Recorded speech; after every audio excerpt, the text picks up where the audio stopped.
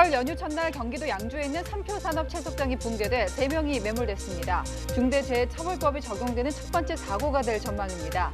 고용노동부가 사고 조사에 착수했습니다. 이재명, 윤석열 두 후보 측이 양자토론 진행 방식을 놓고 오늘도 합의점을 찾지 못했습니다. 이 후보 측은 분야별 주제를 정하자고 했고 윤 후보 측은 자유토론을 하자고 맞섰습니다. 대장동 문제가 쟁점입니다. 자가검사 키트를 사용하는 신속 항원 검사가 오늘부터 전국 선별진료소로 확대됐습니다. 검사용 면봉을 코 속 어느 정도 깊이로 어떻게 사용해야 하는지 자세히 알아봤습니다. 20년간 추첨한 로또에서 오늘 1000번째 당첨자가 나옵니다. 소위 로또 명당으로 불리는 곳마다 이른 아침부터 로또를 구입하려는 사람들이 몰려들었습니다.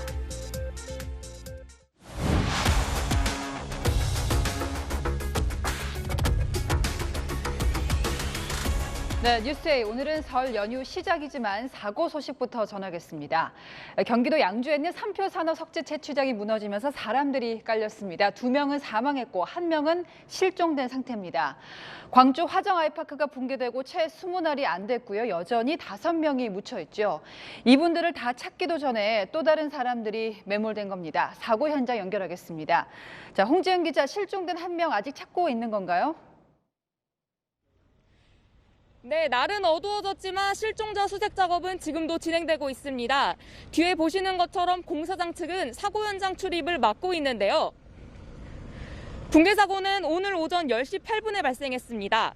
80m 높이에 있던 토사가 붕괴되면서 작업자 3명이 매몰됐는데요.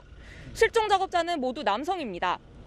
천공기 작업에 투입됐던 일용직 노동자 28살 정모 씨와 굴착기 기사 55살 김모 씨, 또 다른 천공기 작업자인 55살 정모 씨로 파악됐습니다.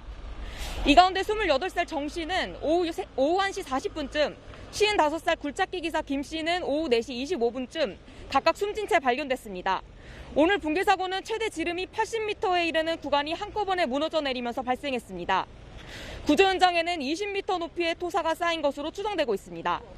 소방당국은 마지막 남은 52살 정 씨를 찾기 위해 야간 수색을 이어가고 있는데요. 굴착기 10대와 조명차 6대가 동원됐고 구조견 1마리와 구조대원 55명이 투입됐습니다. 다만 2차 붕괴 위험이 있어 오늘 밤 11시까지 수색한 뒤 내일 새벽에 재개할 예정입니다. 지금까지 양주 채석장 붕괴 사고 현장에서 전해드렸습니다. 네, 사고를 낸 삼표산업은 직원이 900명 넘는 중견 기업입니다. 이게 왜 중요하냐?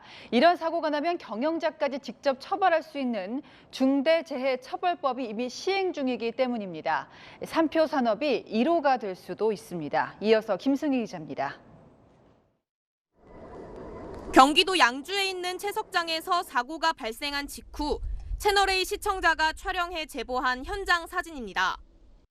채석장 한 켠이 산사태로 쓸려 내려간 듯 푹 꺼져 있습니다. 계단처럼 이어져 있던 채석장 내부의 길이 붕괴 현장에서 끊겨 있습니다. 수색 구간은 무너져 내린 흙과 바위로 가득 차 있습니다. 벽을 뚫다가 그 맨 꼭대기에 있는 흙 토사가 내려와서 매몰된 것으로 추정하고 있습니다.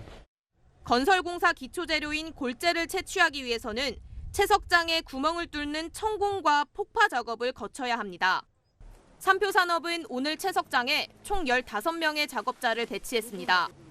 레미콘 제조업과 골재 채취업을 하는 삼표산업의 근로자는 모두 930명. 50인 이상 기업을 대상으로 이틀 전부터 시행된 중대재해처벌법 적용 대상입니다. 사법경찰 권한이 있는 고용노동부는 이 법을 위반한 혐의로 삼표산업에 대해 수사에 착수했습니다. 앞으로 수사와 재판에서 혐의가 인정될 경우 이번 사고는 중대재해처벌법이 적용되는 첫 번째 사고로 기록될 전망입니다. 중대재해처벌법은 산업 현장에서 사망자가 1명 이상 나오는 등 인명피해가 발생하면 사업주 또는 경영 책임자를 형사처벌하도록 규정돼 있습니다. 삼표산업은 지난해 6월 포천사업소에서 바위에 깔리는 사고로 9월에는 서울 성수공장에서 덤프트럭에 부딪히는 사고로 2명이 숨졌습니다. 채널A 뉴스 김승희입니다. 네, 정치권은 대선 직전 설 연휴에 승부수를 던집니다. 바로 후보 간 토론입니다. 먼저 이재명 민주당 후보, 또 윤석열 국민의힘 후보 간 양자 토론이 모레 열립니다. 하지만 날짜만 잡았고요. 무슨 주제로 어떤 방식일지는 서로 생각이 딴판입니다. 이민찬 기자입니다. 더불어민주당과 국민의힘 대선 TV토론 협상단은 오늘 두 차례 협상을 벌였지만 토론 방식에는 합의를 보지 못했습니다. 토론 주제의 범위가 쟁점이 됐습니다. 민주당은 첫 토론인 만큼 국정 전반을 다뤄야 한다며 민생경제, 외교안보, 도덕성 세 가지 주제로 나눠 토론하자고 주장했습니다. 국민의힘은 심도 있는 토론을 위해 주제를 정하지 말고 자유롭게 하자고 맞섰습니다. 주제 없이 하자라고 하면은 사실 각자 자기가 하고 싶은 분야 또는 각자 상대방이 약하다고 생각하는 분야만 하겠죠. 그러면 국정 전반을 다루기가 좀 어렵습니다. 대장동, 또 성남FC 같은 이런 것들이 시간이 아주 적기 때문에 이런 국민의 요구에 대해서 검증할 시간을 축소하려는 의도를 민주당이 보인 것 같습니다. 민주당은 전반적인 주제를 다뤄서 이 후보의 경쟁력을 부각하겠다는 전략이고 국민의힘은 대장동 이슈를 집중 파고들겠다는 계산이 깔린 겁니다. 양측이 서로 기싸움을 벌이면서 모레 예정된 토론회 개최 여부도 장담할 수 없게 됐습니다. 이견이 좁혀지지 않는다고 하면 1월 31일 양자 토론은 어려울 수도 있을 것 같습니다. 다만 양당은 모레 오후 6시부터 2시간 동안 정관영 국민대 특임교수 사회로 국회의원회관에서 토론한다는 데는 잠정 합의했습니다. 민주당과 국민의힘은 내일 오전 다시 회동을 갖고 최종 조율에 나섭니다. 채널A 뉴스 이민찬입니다.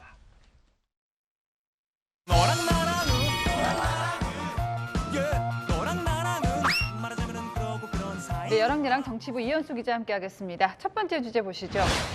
네, 삼김 열전, 대선 막판 변수로 삼김이 꼽힌다고 하는데 이 삼김이 누군가요? 네, 대선 후보들의 배우자들입니다. 먼저 이재명 민주당 후보 부인인 김혜경 씨. 이 후보와 일부러 동선이 겹치지 않게 일정을 짜고 있는데요.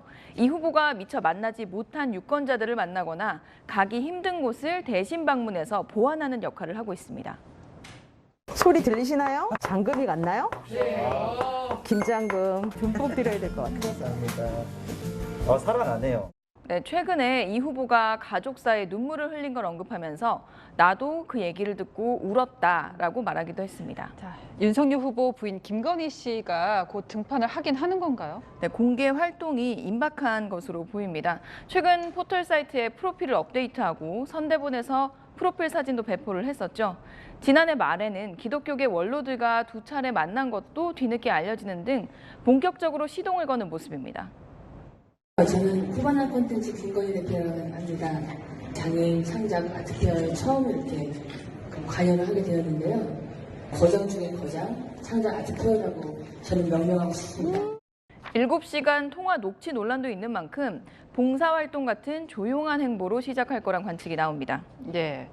자, 안철수 후보는요, 특히 가족 리스크가 없다, 이거 강조를 하고 있는데 지금 김미경 씨 같은 경우는 어떻게 볼 수 있을까요? 네, 김미경 씨는 안 후보와 닮은 꼴 행보를 하고 있습니다. 의사인 점을 활용해서 선별진료소에서 코로나19 검체 채취 봉사활동을 했고요. 안 후보가 공을 들이고 있는 호남을 자주 찾고 있습니다. 네. 어찌됐건 정치인의 배우자는 쉽지는 않은 것 같습니다. 다음 주제 보겠습니다. 네, 단일화 마지노선, 윤석열 안철수 후보 단일화 마지노선이 언제일까요? 이준석 국민의힘 대표에 따르면 설 연휴 전이 단일화 마지노선이었고 이미 지났다는 겁니다. 역대 단일화라는 거는 보통 마지노선이 44일 정도 전에 됩니다. 공식선거운동 기간 21일 정도 있고 그 앞에 한 20일 정도 앞두고 계약을 해야지 선거에 필요한 유세차나 아니면 홍보물이 발송 기한에 맞춰서 할 수 있거든요. 예. 이번 주가 설 연휴 전이 마지노선이었습니다. 그런데 역대 대선하고 다른 점이 워낙 많은 대선이라 알 수 없지만 지금 39일 남았거든요. 네. 물 건너갔다 이렇게 주장하는 거죠. 그러니까 이준석 대표는 선거 비용, 그러니까 돈을 근거로 설명을 했는데요. 대선에서 15% 이상 얻어야 선거 비용을 전액 보전받기 때문에 지금쯤은 완주에 대한 판단을 해야 한다는 겁니다.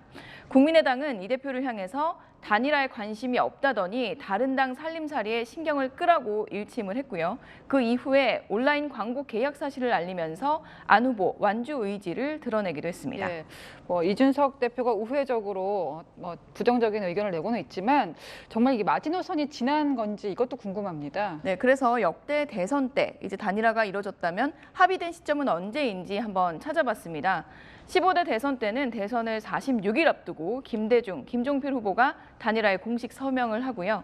16대 때는 노무현, 정몽준 후보가 대선을 41일 앞두고 네. 또 18대 대선 때는 44일을 앞두고 문재인, 안철수 두 후보 등록 마감일까지 단일화하자 이렇게 합의를 했었습니다. 예. 통상 대선을 40여일 앞두고 단일화에 대한 합의가 이뤄진 건 맞았는데요. 다만 앞으로 지지율 변화를 좀 예단하기가 어렵고 단일화는 후보들이 결국 최종 결단하는 문제인 만큼 지켜봐야 할 것 같습니다. 네. 자, 마지막 주제 보겠습니다. 네, 조국 멸문지화, 한 집안이 멸망이 없어지는 큰 재앙, 이게 멸문지화 뜻이잖아요. 네, 이해찬 전 민주당 대표가 조국 전 장관을 언급하면서 윤석열 국민의힘 후보에 직격탄을 날렸습니다. 그분들 말에 그 묻어나오는 표현들 있잖아요. 그 끔찍해요. 제가 창원에 가니까 앞으로 조국 같은 가족이 몇 명이 생길지 모르겠다. 이런 얘기를 하더라고요. 조국이 멸문지화가 됐잖아요. 조 전 장관에 대한 검찰 수사가 과했다라는 측면에 무게를 둔 표현으로 네. 보입니다. 자, 결국엔 대법원에서는 정경심 전 교수에 대해서 유죄 판결을 내렸습니다. 그럼 판결이 나온 상황에서도 배치되는 발언을 하는 이유가 뭘까요? 네, 이해찬 전 대표가 이런 발언도 했는데요. 한번 들어보시죠. 이번 선거는 어차피 진영 싸움이에요. 51대 49 진영 싸움이라서 안 져요. 걱정하지 말아요. 안 집니다. 예, 우리 국민들을 믿어야 돼요. 국민의힘은 진영 싸움을 부추기는 상황을 보면서 개탄스럽다고 비판했습니다. 선거가 임박하고 초박빙 구도가 되면서 양 진영에서 던질 수 있는 모든 카드와 인력이 동원되고 있습니다. 네, 지금까지 여랑야랑이었습니다. 성남 FC 후원금 의혹 사건이 대선 전국의 변수가 돼가고 있습니다. 비록 절차 문제라고 해명은 했지만 후원금 흐름에 대한 금융자료 조사 요청을 김호수 검찰총장이 사실상 반려한 걸로 알려졌습니다. 수사 방해 논란은 커져만 가고 있고요. 검찰 내부에서는 진상을 규명해야 한다는 목소리가 이어집니다. 박건영 기자입니다. 프로축구단 성남에러가 시민구단인 성남FC로 새롭게 출범한 건 지난 2014년. 첫 번째 구단주는 당시 이재명 성남시장이었습니다.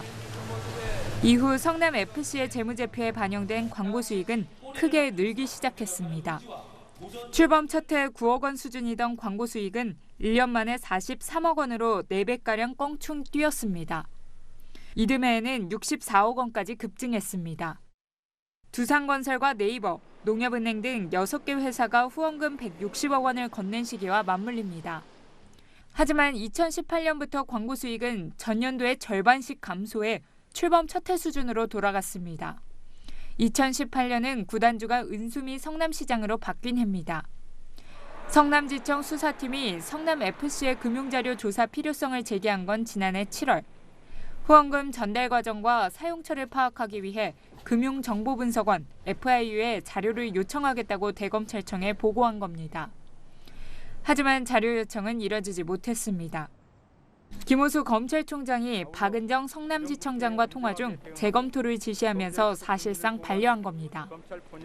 대검찰청은 경찰이 이미 네이버를 포함해 6개 기업에 대해 수사하고 있는 만큼 형사사법 절차상 문제가 있다는 취지였다고 설명했습니다.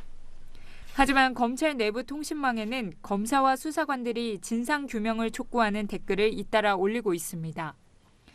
친정권 성향의 박은정 성남지청장에 이어 김호수 검찰총장까지 수사방해 논란에 휘말리면서 검찰 내부도 술렁이고 있습니다. 채널A 뉴스 박건영입니다. 네, 여기서 다시 여야 후보들의 대선 관련 소식을 알아보겠습니다. 민주당과 국민의힘 모두 본격적인 토론 준비에 돌입했습니다. 먼저 민주당은요, 역할극으로 가상 토론을 해봅니다. 양자 토론 다음이 사자 토론이죠. 윤석열, 안철수, 심상정 후보 대역은 그럼 누가 맡았을까요? 김성규 기자입니다. 이재명 더불어민주당 대선 후보는 지역 언론사 인터뷰 1개를 빼고는 모든 일정을 비우고 토론 준비에 집중했습니다. 어젯밤에는 서울 금천구의 한 스튜디오에서 민주당 의원들과 토론 예행 연습을 한 것으로 알려졌습니다. 윤석열 후보의 대역은 검사 출신인 조응천 의원이, 국민의당 출신 최이배 전 의원이 안철수 후보 대역 등을 맡아 실전 대비에 나선 겁니다. 이 후보는 토론의 내용은 이미 준비가 됐다고 보고 태도에 신경을 쓰고 있습니다. 네거티브 중단을 선언한 만큼 공격적이거나 과시하는 모습은 자제하고, 그 사람이 예를 들면 저의 선거를 도와줬습니까? 아니면은 뭐 저의 정치활동 사무실에 뭐 집기 사는 걸 도움 받았습니까? 그런 거 한 거 없지 않습니까? 그런데 왜 자꾸 문제 제기를 저한테 하죠? 정책과 비전을 강조하며 차분하고 겸손한 자세를 부각한다는 전략입니다. 제가 할 수 있는 범위 내에서는 아주 낮은 자세로 진지하게 사과드립니다. 더불어민주당은 예정에 없던 주말 최고위원회의까지 열고 지원 사격에 나섰습니다. 코로나 손실보상을 위해 정부가 제시한 14조 원 추경 예산을 이 후보 주장대로 35조 원까지 증액하겠다고 밝혔습니다. 국가 재정의 주인은 국민입니다. 재정관리의 탁상 행정에 나라 경제, 국민의 민생을 피폐하게 만드는 그런 상황을 더 이상 방치할 수 없습니다. 이 후보는 당초 설 당일 고향 안동 등 TK를 방문할 예정이었지만 토론의 준비를 위해 연휴 일정을 다시 짜고 있습니다. 채널A 뉴스 김성규입니다. 네, 그런가 하면 선택과 집중, 이게 국민의힘 전략입니다. 이재명 후보의 의혹 가운데서 대장동을 집중 캐겠다는 건데, 특히 윤석열 후보가 수사통, 검찰총장 출신이죠. 강점이 있다고 자신하는 분위기입니다. 원팀은 결렬됐다던 홍준표 의원도 결국 한 배 올랐습니다. 김단비 기자입니다. 윤석열 국민의힘 후보는 설 연휴가 시작된 오늘 새해 인사 동영상을 올리며 정권 교체를 강조했습니다. 우리 국민께서는 정권 교체를 넘어 내 삶의 변화, 우리 삶의 희망을 말씀하고 계십니다.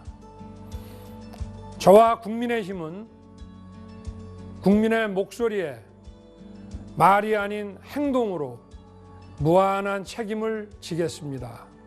윤 후보도 공식 일정 없이 토론회 준비에 집중했습니다. 국민의힘 선대본부 관계자는 그동안 발표한 공약을 토대로 정책 비전을 검증받을 것이라고 밝혔습니다.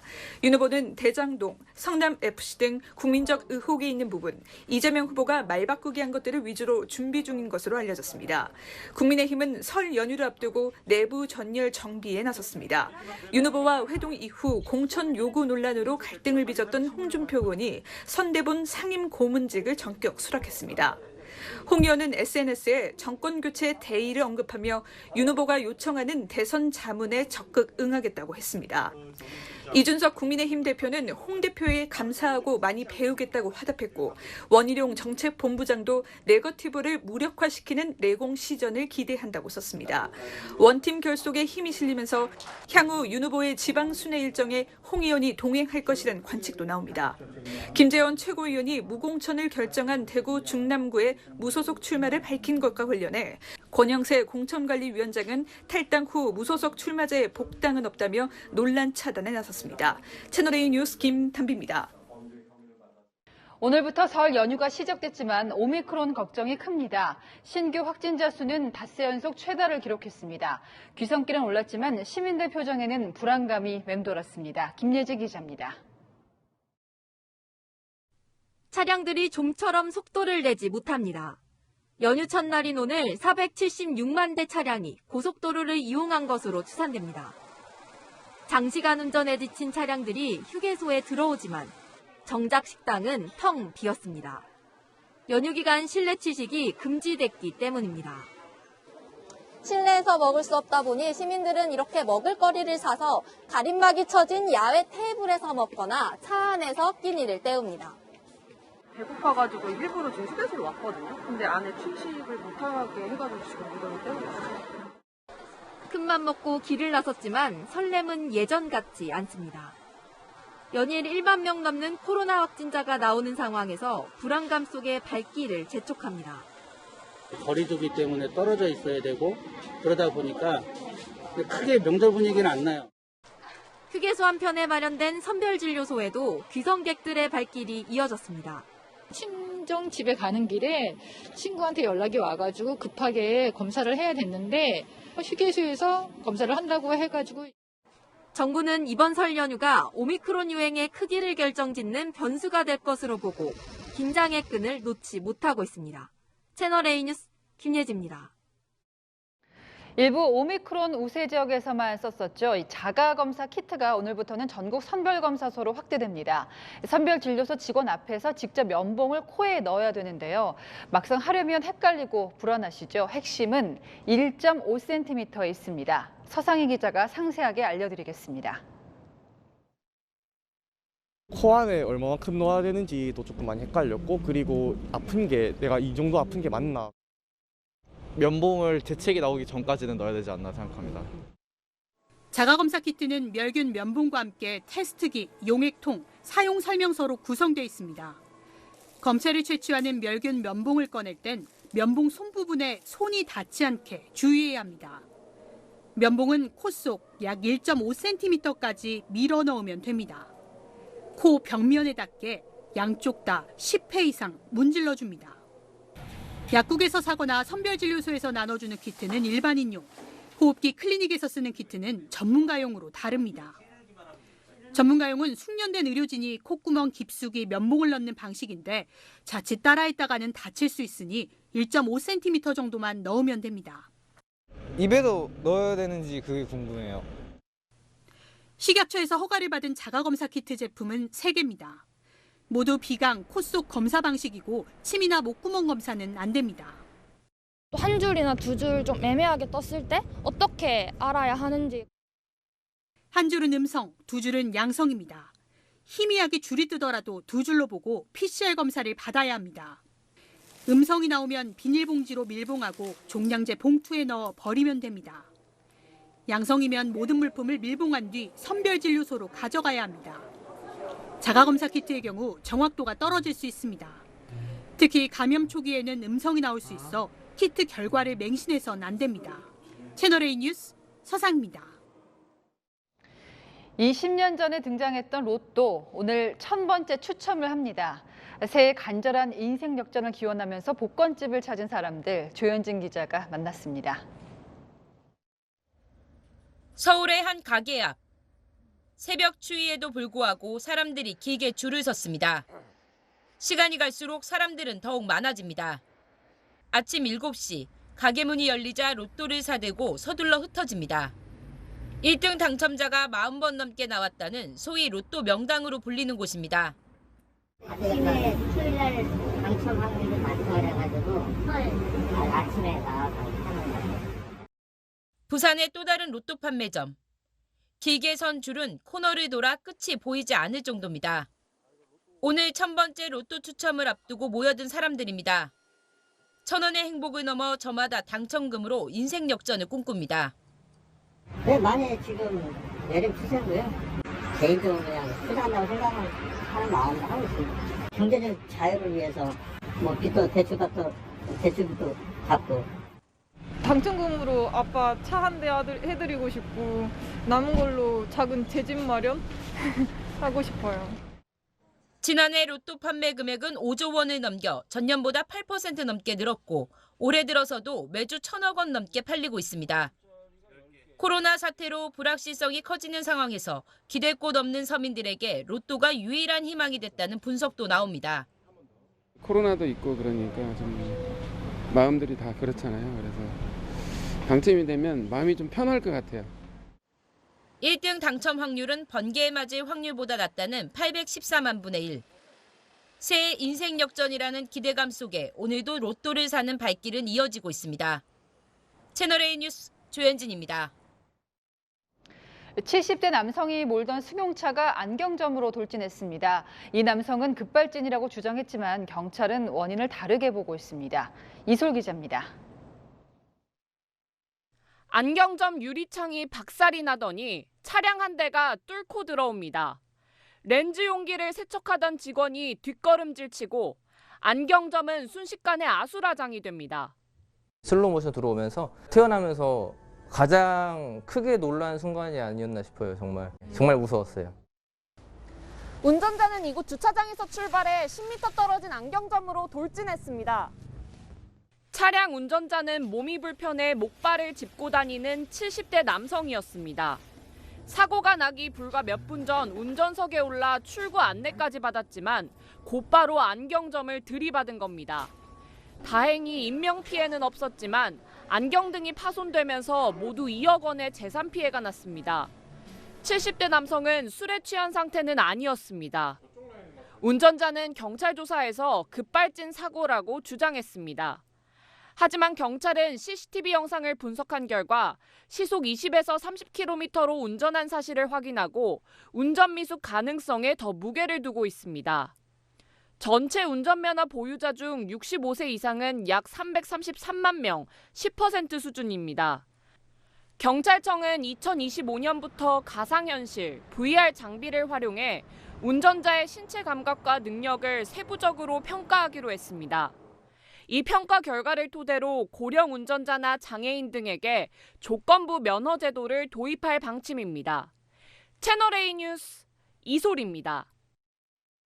네, 기계식 주차장 이용 많이들 하시는데요. 꼭 보셔야 할 뉴스입니다. 제 옆으로 보이는 영상이요. 기계식 주차장 철문을 들이받은 차량이 그대로 추락한 모습입니다. 운전자는 결국 목숨을 잃었습니다. 그런데요, 이 철문이 여기만 이렇게 쉽게 뚫리는 건 아니었습니다. 전민영 기자가 실태를 긴급 점검했습니다. 기계식 주차장으로 향하는 승용차 한 대. 5분 뒤 현장에는 구급 차량이 도착합니다. 기계식 주차장 아래로 차량이 떨어졌다는 신고가 접수됐기 때문입니다. 50대 여성 운전자가 몰던 차량이 주차를 하려고 대기하다가 갑자기 기계식 주차장을 향해 돌진한 겁니다. 차량은 주차장 철문을 뚫고 13m 아래인 지하 3층으로 떨어졌습니다. 운전자는 병원으로 옮겨졌지만 목숨을 잃었습니다. 이게 맞을 때 소리가 저희가 천상 떨어지는 거냐. 차량 돌진으로 부서진 주차장 출입문은 이렇게 나무 판자로 가려져 출입이 통제되고 있습니다. 주차장 출입문은 육중한 철문처럼 보이지만 대부분 얇은 철판으로 제작됩니다. 무게를 최소화하기 위해 통상 두께 1.5mm의 스테인리스 철판을 구부려 제작하다 보니 충격에 약하다는 겁니다. 100%가 전부 똑같이 만들어요. 두께 얇을수록 제작 비용이 저렴하잖아요. 작게 들어가잖아요. 여러 정사에서 경쟁을 하게 되는데 가급적이면 저렴하게 견적을 넣어야 수주할 수 있잖아요. 국토교통부가 지난 2020년 출입구 안쪽에 추락 방지 장치 설치를 법제화했지만 지난해 3월 이후 설치된 기계식 주차장에만 적용됐습니다. 출입문에 이어 2차로 충격을 견디도록 하기 위한 장치입니다.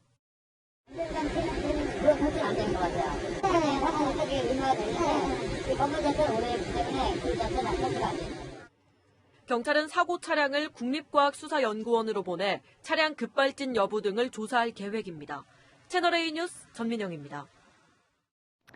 유명 휴양지에나 있을 법한 풀빌라가 요즘은 농촌 이곳저곳 많이 생겼습니다. 가뜩이나 코로나 때문에 막힌 해외여행 수요를 빨아들이는데요. 문제는 이런 시설들 대부분이 법을 피해서 짓고 있다는 겁니다. 배유미 기자입니다. 일대 농가에 물을 공급하는 저수지, 또 귀에 풀빌라가 세워져 있습니다. 개별 수영장에 조망이 좋다는 입소문이 나면서 인기몰이 중입니다. 경치가 일단 되게 좋아가지고 개장을 한 걸 보고서 바로 예약을 한 거였거든요. 하지만 이곳은 보정관리 지역이어서 애당초 숙박업소가 들어올 수 없습니다. 사업주는 다가구 주택을 짓겠다며 건축허가를 받고 버젓이 영업을 하고 있습니다. 풀빌라라고 광고하면서 관할 지자체에 농어촌 민박을 한다고 신고했습니다. 인근 또 다른 보정관리 지역에서도 공사가 한창입니다. 교육 연구시설을 짓겠다며 건축허가를 받았지만 외벽엔 풀빌라 상호가 붙어 있습니다. 아무래도 유흥이니까 실내죠. 농촌에는 노인들이 많잖아요. 누가 놀고 하는 일인데 뭐 보기 좋겠습니까? 풀빌라 같은 숙박업소는 상업이나 계획관리 지역에서만 지을 수 있는 등 규제가 까다롭습니다. 반면 농어촌 민박은 농가소득 창출을 이유로 규제가 풀리면서 다가구 주택 등으로 건축허가를 받은 뒤 농어촌 민박으로 등록하는 수법을 쓰는 겁니다. 건물 연면적 230제곱미터 미만 등 규정이 있지만 어겨도 무사 통과입니다. 지자체는 사실상 손을 놓고 있습니다. 현행법상 완공 이전 제재할 수 있는 규정이 없는 데다 불법 사실이 적발돼도 이행강제금 부과가 전부입니다. 절차가 안 되는데 숙박업을 영위한다면은 사후에 조치되어져야 될 그런 부분입니다. 지자체가 뒷짐을 지는 사이 편법을 틈탄 풀빌라들이 우후죽순으로 들어서고 있습니다. 채널A 뉴스 배윤입니다. 제 뒤로 보이는 라면 모두 중국에서 파는 건데 낯이 익죠. 이렇게 우리 라면 브랜드 하나 베낀 제품만 30개가 넘습니다. 속칭 짝퉁하면 옷이나 가방 정도 생각했는데 종류, 규모 모두 혀를 내두를 정도입니다. 이러고도 올림픽 치르는 강국이라 하겠는가 중국 정부가 전쟁에 나섰습니다. 베이징 사공성근 특파원입니다. 베이징 시내에 있는 쇼핑몰, 이른바 짝퉁을 전문적으로 판매하는 곳입니다. 정품 기준으로 100만 원이 넘는 점퍼의 모조품은 10분의 1도 안 되는 가격에 팔리고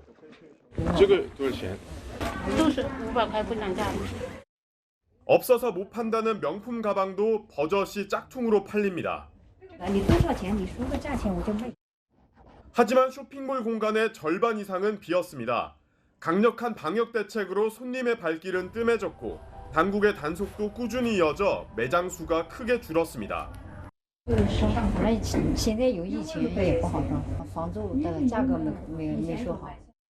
그 대신 짝퉁 판매상들은 온라인으로 파고들었습니다.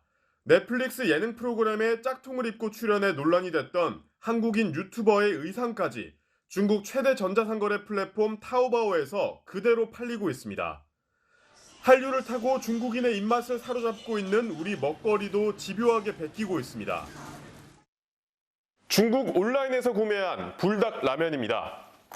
검은색 포장에 닭이 그려져 있지만 하나같이 국산 라면을 뺏긴 짝퉁입니다.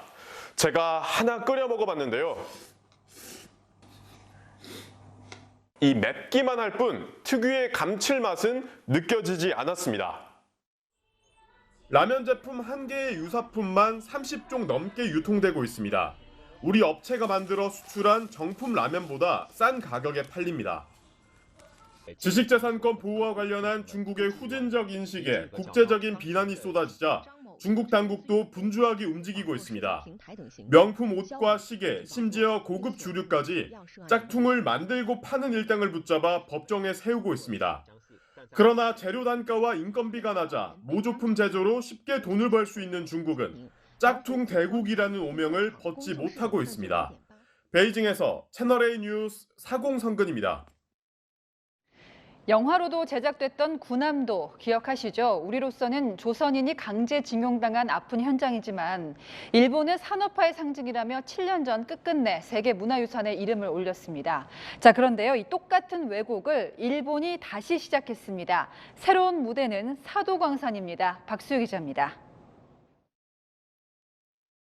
일제강점기 최소 1,141명의 조선인이 노역을 했다는 기록이 남아있는 일본 니가타현 사도광산. 일본 정부가 2차 대전 당시 전쟁 물자 확보로 이용된 이곳을 유네스코 세계문화유산에 신청하기로 했습니다. もちろん韓国には独自のこの意見があるということは承知をしています。だからこそ冷静で丁寧な議論、対話を行っていきたいと。 신청 연기도 논의됐지만 역사 전쟁을 외치는 강경 세력의 반발에 방침을 뒤집은 겁니다. 기시다 총리가 아베 전 총리와의 2차례 통화 뒤 추천을 결정했다는 현지 보도도 나왔습니다. 우리 정부는 즉각 등록을 저지하기 위해 외교부와 교육부, 문화재청, 그리고 민간 전문가가 참여하는 TF를 출범시키기로 했습니다. 어젯밤 아이보시 일본 대사도 초치해 강력 항의했습니다. 곧바로 일본 정부의 반격이 이어졌습니다. 韓国側の独自の主張が日本側として受け入れられないことについてはですね、韓国側に対し申し入れを行った。 일본 정부는 2015년 군함도의 세계문화유산 등재 조건으로 강제 노역을 알리고 희생자를 기리는 조치 등을 약속했지만 이마저 지키지 않았습니다. 일본 정부가 후보 추천 기한인 모레까지 신청하면 유네스코 자문기구 실사 등을 거쳐 내년 6월 등록 여부가 결정됩니다. 채널A 뉴스 박수입니다.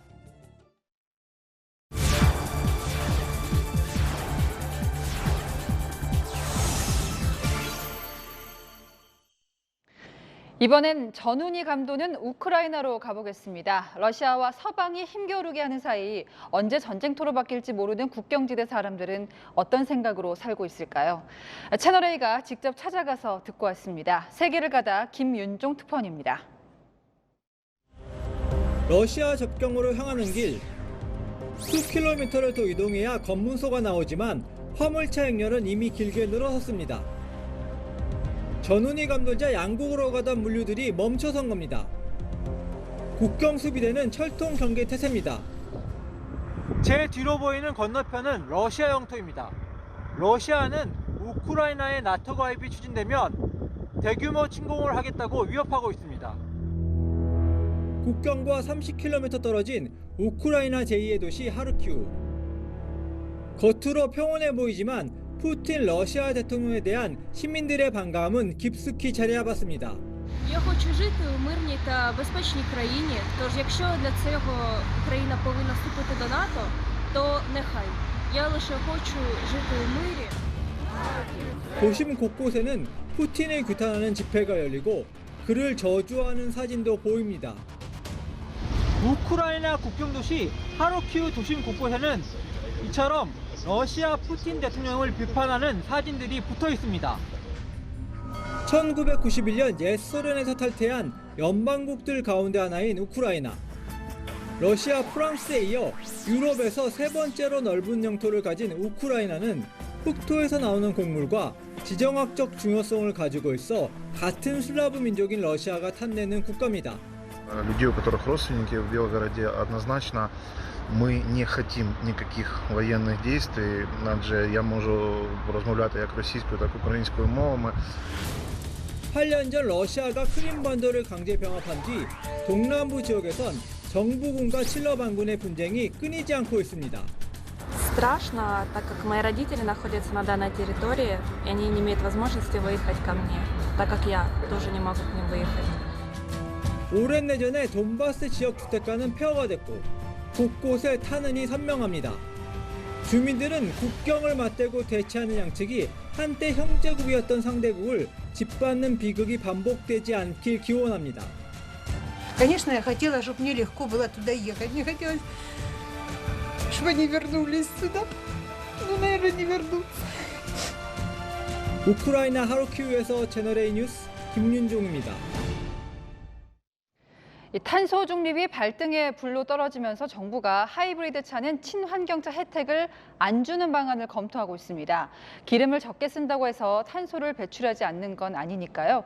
하이브리드 차 모시는 분들이 미리 알아두시는 게 좋겠습니다. 이민중 기자입니다. 오늘은 남산 주차장부터 찍고 가도록 하겠습니다. 하이브리드 차량을 타고 남산 3호 터널에 도착했습니다. 하이브리드 차량이요? 공영 주차장에 1시간 30분간 주차하면 얼마나 들까? 저공해 차량이면 얼마 할인인가요? 50% 될까요?